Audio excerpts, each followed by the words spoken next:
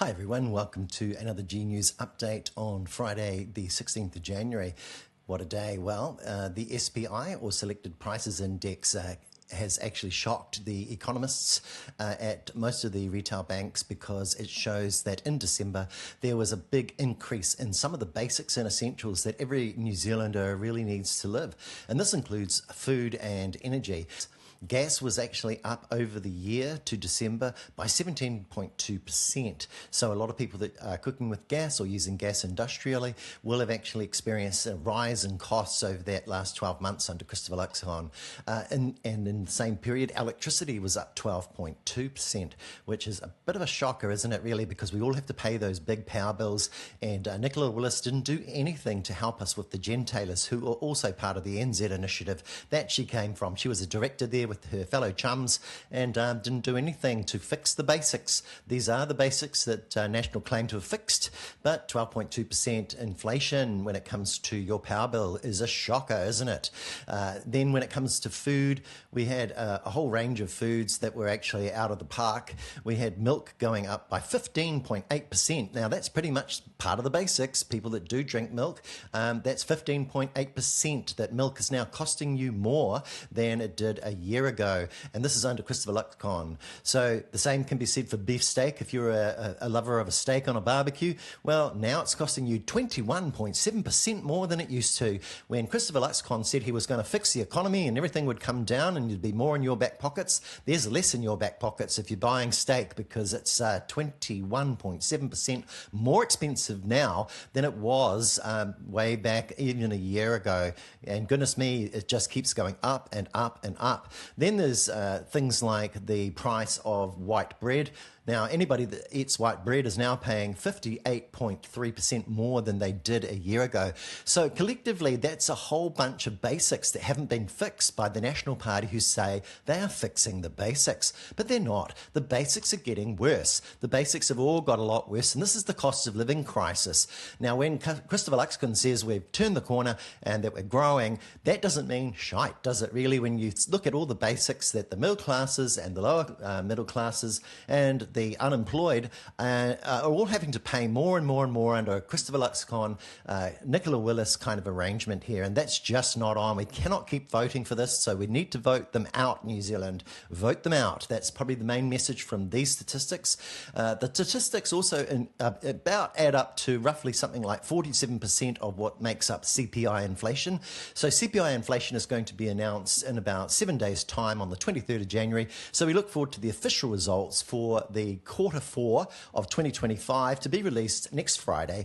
And so we'll know if we're over 3%, if we're outside the recommended band under Christopher Luxon, because he's been boasting about bringing down inflation. But it looks like inflation's going back up when it comes certainly to the basics that have not been fixed for most New Zealanders and most voters. So they need to keep that in mind during the speech on Monday at the Auckland Chamber of Commerce, when Christopher Luxon starts boasting about the incredible job that has been done and how he understands it's tough, but he doesn't really, does he, when he talks about GDP growth or tries to steal credit for trade from other existing agreements or the weakened dollar. That's all just pie in the sky rubbish, and so hopefully there's more to his speech than this kind of thing. In a second story today that came out, there's a bit of a stay in your lane hypocrisy going on from Wellington, because Wellington has decided that in Auckland there's just not going to be this intensification. There's no need during an election year. They need to soften up. They're a bit worried about the votes. They've done some polling and they've seen they've got to do something, because the wealthy and sorted in some of the more leafy green suburbs are a bit worried about people building a bit too close to their palatial views, and they've kicked up a big stink and probably wouldn't vote for National or ACT anymore. So National have to do something. So what they've done is they've decided to ignore everything they said about believing in localism and devolution and just become a big central Wellington big stick. And so Christopher Bishop and Christopher Luxon are saying, well, I don't think there's any need to do any housing intensification. We'll do something else in Auckland. We'll probably speak about it soon. But they did this without consulting anybody. And Mayor Wayne Brown has been out in the public today saying, what the heck? You know, they didn't even talk to us. They've been talking to each other and they're talking to the press, but they're not talking to the people that they should be consulting. And this is a sign of the disrespect that Christopher Luxon has for localism, always has, always will. And same with Chris Bishop. They're just ruling kind of in a Trump-like way, you know, kind of weaponizing things, coming to councils and just telling them what to do. And here's this decision. And never you mind. We'll tell you, you'll read about it in the newspapers. We'll tell you when we feel like good and ready. So that was a bit of a shocker, wasn't it? Because they were going on about staying in your lane the other day, but they're well out of their lane there. And basically, even Richard Hills has been saying, well, look, I don't know how this is going to fit into the consultation process because they haven't consulted us at all. And, you know, we need to actually grow up and do better at this job of government. So another reason why this government's got to go. It's really not working together with local government. Then there's, of course, this shocking news, and Simeon Brown should be sacked. Everyone kind of is talking about Simeon Brown has to go. Simeon Brown seems to be standing around. Not only was it sort of no oversight or no fixing of security issues with private contractors that were well signalled and well known about, and Simeon Brown just doing nothing, incompetently letting all this happen. It's his job. This is his accountability. But, you know, there's been these big outages. So we've had massive outages from the central and southern hospitals. So those hospitals, you know, down around in the Heart, down around in the Wellington area, they've all experienced something like 6 hours of outages when it came to their IT systems. So this interfered with things like patients who were kind of like out for the count, and you know, and you didn't see, you know, couldn't find their records, didn't know what medicines they were on. So this is really risking their lives, and really Simeon Brown should have actually done something about getting some more IT resources in there. Now, it looks like what's happened with the big austerity drive from Nicola Willis, that's all about like, we know best, let's just privatise, let's just make some big cuts. Let's look at costs and not at the actual need that hospitals and the health system needs. That way more IT people actually took up the offer to just get out and make our books look good back in 2025.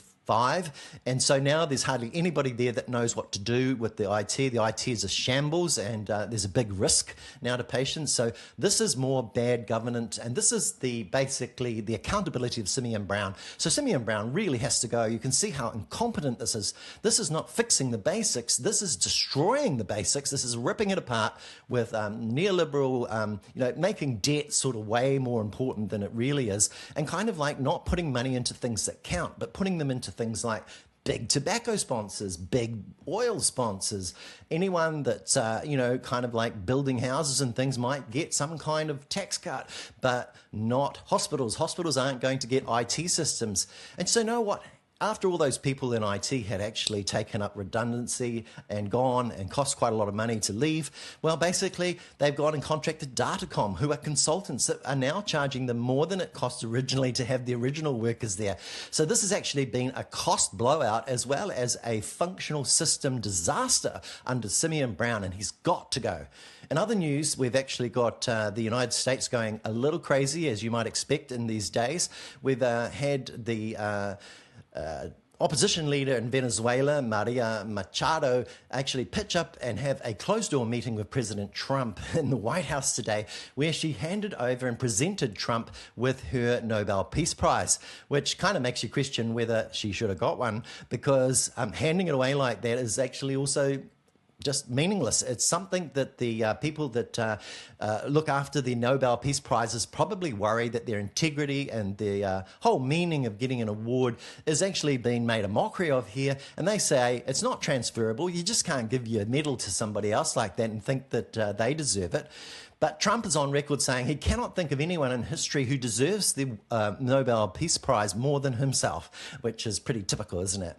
Then a big story that most of you probably know about, but it's not reported in the mainstream media in New Zealand very much, is that a Washington Post reporter who is part of the Pulitzer Prize-winning team that did the work on the insurrection on January the 6th over in America has actually been subject to a home investigation and raid by the FBI under the instruction of the the US government, and this has to do with them confiscating 2 laptops and a cell phone and some other equipment because this particular reporter, whose name is Hannah Natanson,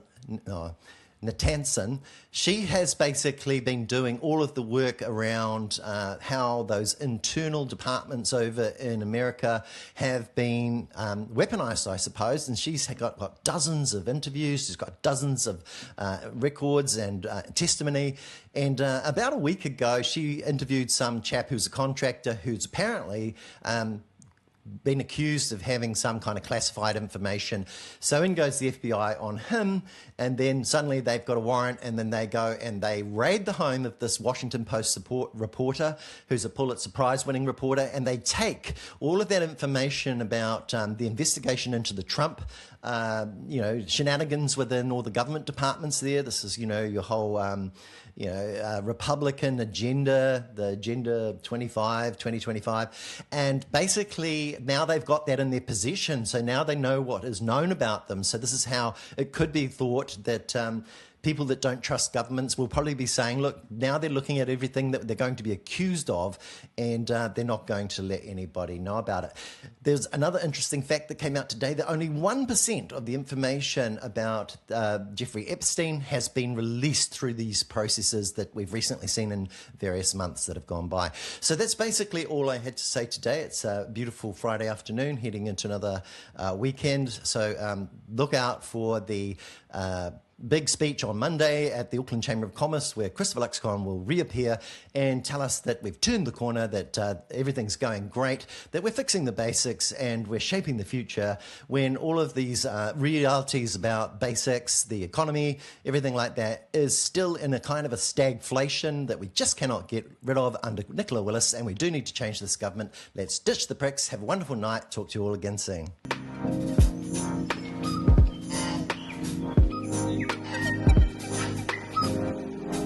Welcome to G News, the good news.